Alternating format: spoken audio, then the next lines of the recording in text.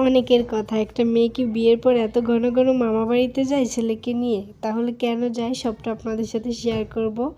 আর মানুষ কিন্তু যেখানে ভালোবাসা পায় সেখানেই কিন্তু বারবার ছুটে যায়, এই কথাটা ফার্স্টে আপনাদেরকে জানিয়ে দিলাম। তো চলুন প্রথম থেকে ভিডিওটা দেখে আসি। হ্যালো সবাইকে, আপনারা সবাই কেমন আছেন? আশা করতেছি আলহামদুলিল্লাহ আল্লাহর রহস্যের রহমতে আপনারা সবাই ভালো আছেন।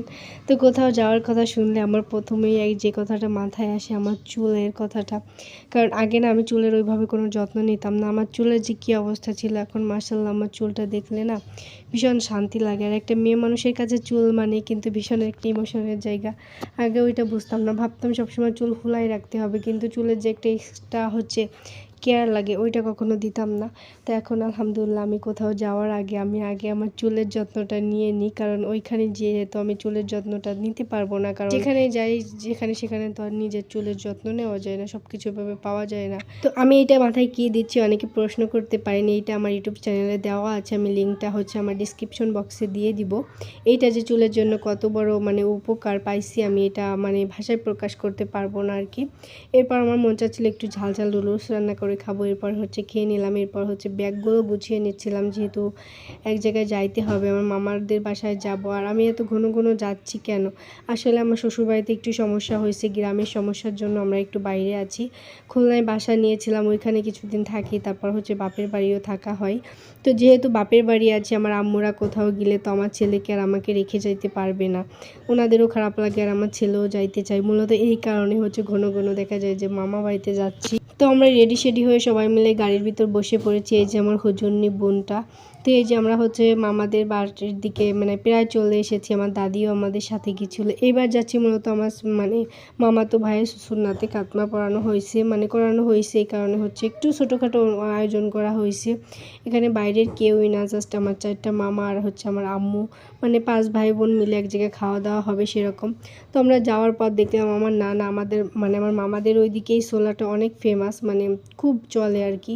তো আমরা যাওয়ার পর আমার নানা দেখলাম এত নিয়ে এসেছে, তো সবাই বললো যে তুই মাখা, তোর মাখানো অনেক ভাল লাগে।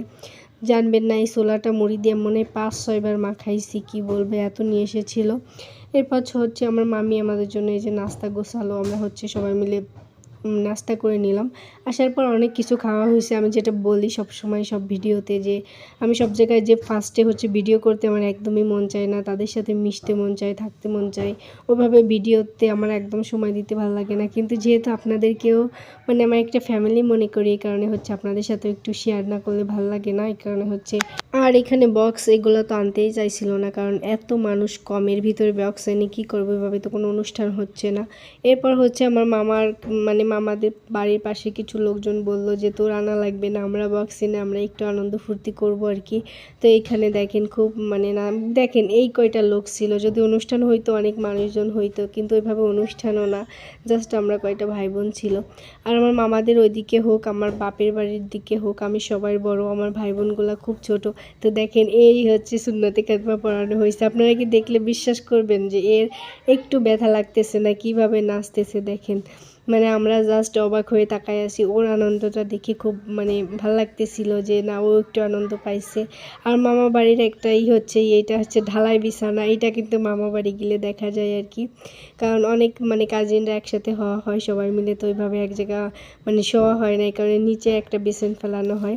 তো সকালবেলা উঠে দেখলাম রান্না বাড়ার কাজ শুরু হয়ে গিয়েছে। আর আমার একটু সমস্যা, আমি একটু লেটে ঘুম থেকে উঠি, যেহেতু ছোট বাচ্চা আছে, আমি যদি ঘুমাই থাকি ও ঘুমাই থাকে, এই কারণে একটু লেটে উঠে। রান্না করার জন্য সবকিছু গোছানো হয়ে গেছে। এই যে আমার এখানে 2 নানা মিলে রান্না করতেছিল, আর এই যে এখানে সকালবেলা সিন্নি, সেমাই, পায়েস সব কিছু রান্না করা হয়ে গেছে, কারণ যখন গোসল করাবে তারপর বাচ্চাদের বা বড় সবাই খাবে। এরপর এখানে খিচুড়িও রান্না করা হয়েছিল সকালবেলা। আর এখানে দেখেন আমার গুণবতী বোনের কাজও বারবার বলতেছিল যে বলাগে আমার নামটা নিশাপু, ওর নাম আখি। ও মাশাল্লাহ পড়ালেখায় যেমন তেমন প্রত্যেকটা কাজ দেখেন। আমারও অনেক গুণ আছে, কিন্তু এইগুলো আমার নেই ভাই। দেখেন না কুলাটা কি সুন্দর করে সাজাইছে, মাশাল্লাহ মাশাল্লাহ বলবেন আপনারা। ও এবার 5-এ বৃত্তি পরীক্ষা দিবে। ওর অনেক ব্রেন, আর ওর কথাবার্তা, নাচে গানে পারদর্শী, সব কিছুতে আলহামদুলিল্লাহ ও অনেক ভালো। এই আর কি সব কিছু মিলে খুব ভালো, সব কিছু পারে। দেখেন আমি কি বলে ভাষা পাচ্ছি না, ওর প্রশংসা কী যে করব।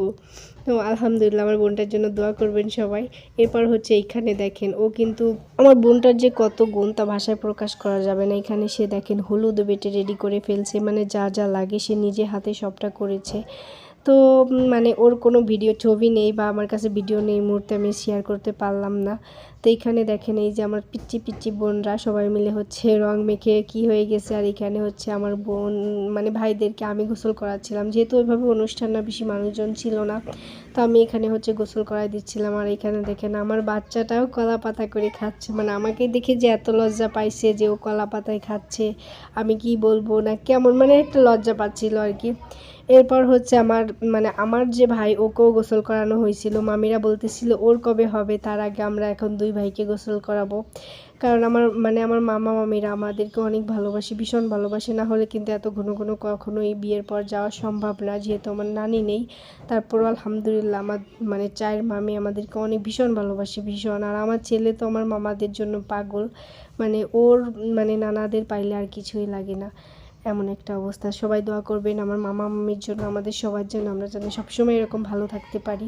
তো দুপুরে সবাই মিলে হচ্ছে ভীষণ ভারী করে খাওয়া হয়, গরুর মাংস, তারপর ডিম, অনেক কিছু খাওয়া হয় আর কি। এরপর হচ্ছে এই যে এখানে 2 প্রকারের সিমাই নিয়ে নিলাম। এরপর সন্ধ্যাবেলা ভাই বোন একটু আবদার করলো যে আপু তুমি আবার একটু মুড়ি মাখাও না। তারপর যে গোশের ঝোল ওইটা নিয়ে আসছিলাম, আসার পরে যেহেতু সেরকম গামলা করে মুড়ি মাখালাম, এমনি ছোটোখাটো করে আয়োজন করা হয়েছে। তো সবাই মিলে হচ্ছে ভালোবেসে ওকে টাকা দিছিল, তারপর ওর মামারা সাইকেল কিনে দিছিল। আর এইখানে টাকা দেওয়ার পাশাপাশি সবাই মিলে এক সেট করে হচ্ছে লুঙ্গি গেঞ্জি দিছিল, ওইটাই হচ্ছে ওর মামি দেখাচ্ছিল।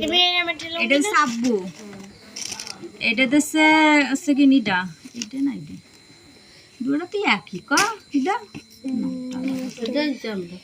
এটা আপনারা নেছেন, এটা আপনারা। আর এটা হচ্ছে নাইমারা, এবার শার্ট এ আছে কি নাইমাকে জামা, এটা হচ্ছে আব্বু, এটা হচ্ছে সেট দ্বারা কি সালমা লুঙ্গি দিবি গেঞ্জি সেট, এটা হচ্ছে সালমা।